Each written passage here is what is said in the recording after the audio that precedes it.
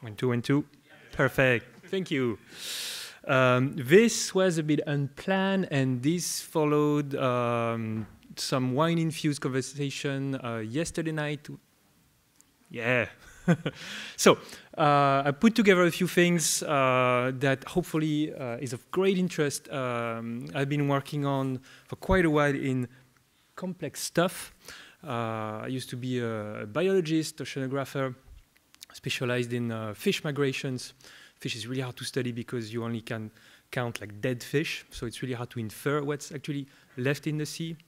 I worked at the space agency. I had a startup specialized in big data. We are doing data platforms on Mesos, Kubernetes, 2015. It was hell. We got bought by a very complicated company called PwC. Stayed there for 3 years as director of consulting. I learned a lot about complexity, but on the human side. I'm out again. I started another company called Guanxi Labs, consulting, doing software, enclosure. Yeah. And I've become really fond of rediscovering DDD techniques and applying them to extract domain knowledge, complexity, and reducing it into usable software. So I've been working also in the industry with airplane companies where they love to certify things. And the big topic has been microservices. And in certain industry, they want us at the design level, okay, at the post-it level, they want us, the software people, they want us to define the behavior of the system at scale, okay, of these microservices that we're going to deploy on AWS, Google Cloud, etc. And most of the time, my answer would be, I don't know. So I set on a little quest. What are formal methods? Well, it turns out, if you do embedded software or things like this, well, you live in it. So I rediscovered a few things. Oops, I'm losing you guys. Okay. And it turns out it's a very well-known thing in other engineering areas. And we suffer on the engineering side and software side of the happy path problem. Okay, it's really well stated in a quote in the paper by AWS, where they describe formal methods to certify their own services like S3 and DynamoDB. And the introduction is as follows. We engineers focus on the happy path, what serves the customer, what serves the business. And this is exactly what we do in DDD.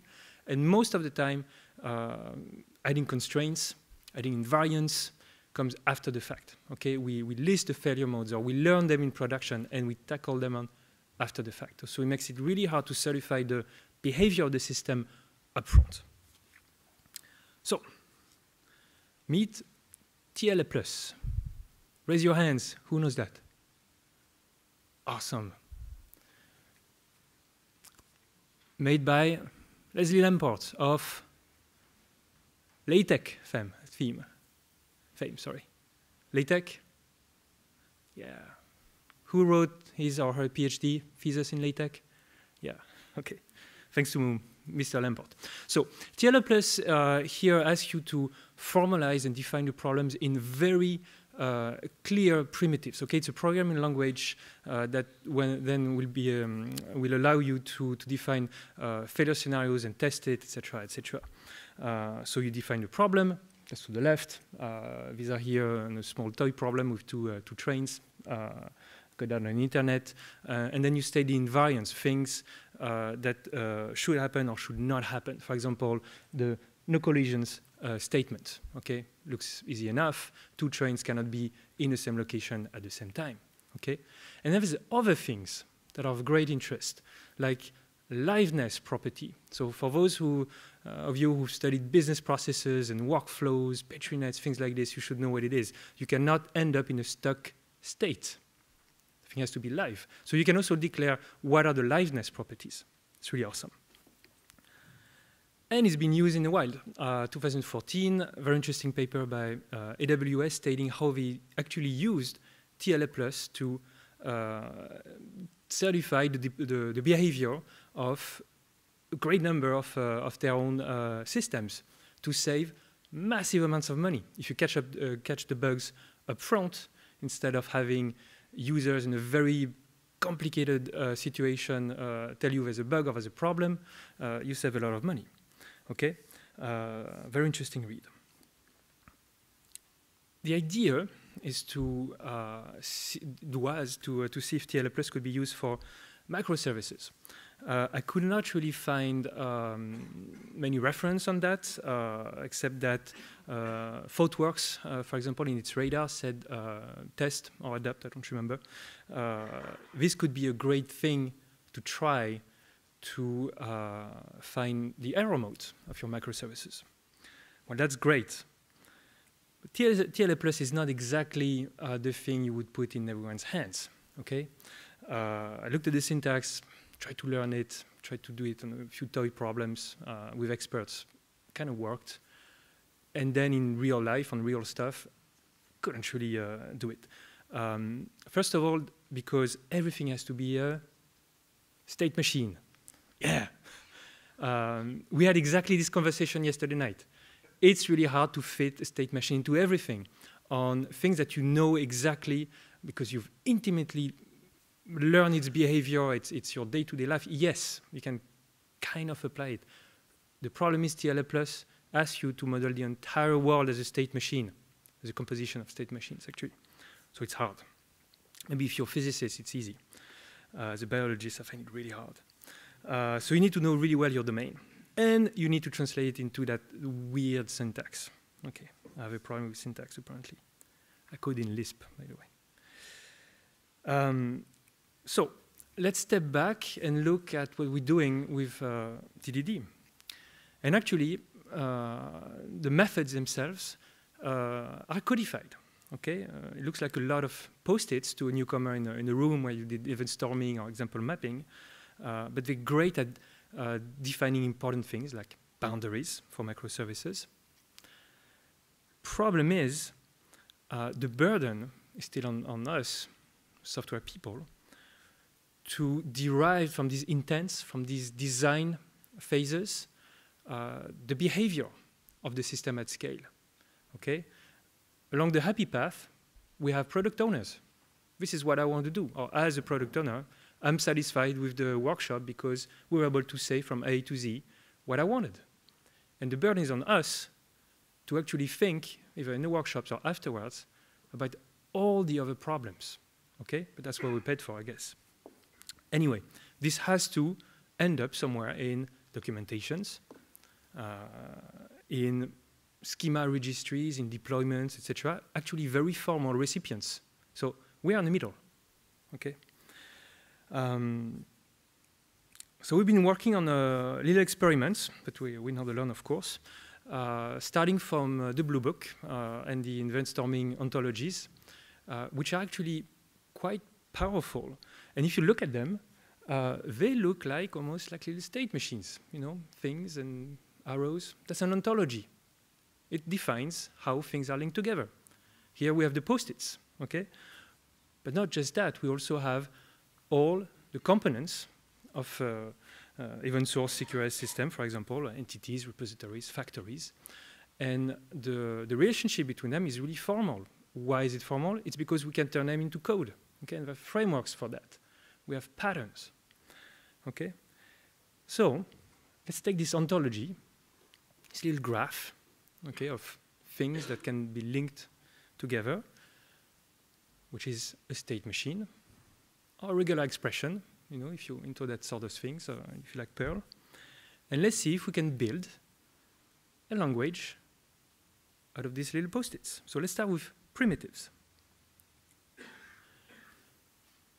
When I have a command, okay, in an event storming or DDD sense, and I tie it to an event, the event is a side effect of the command. So let's imagine I have a little rule engine somewhere that basically says, if you stick that and that together, I will produce something. That something can be a small unit of a state machine. It's actually here a Petri net. Who knows Petri nets? Okay. You may have learned that in academia, at school, university. Who uses it at work? No one. Yes. Okay, we have to ask you what for later on. Excellent. Yeah, why is that? Why does it still live in academia? Well, actually, it turns out it's really low level. That is not something you want to manipulate in your day-to-day life, okay? We have higher level things like BPMN. Who knows what BPMN is?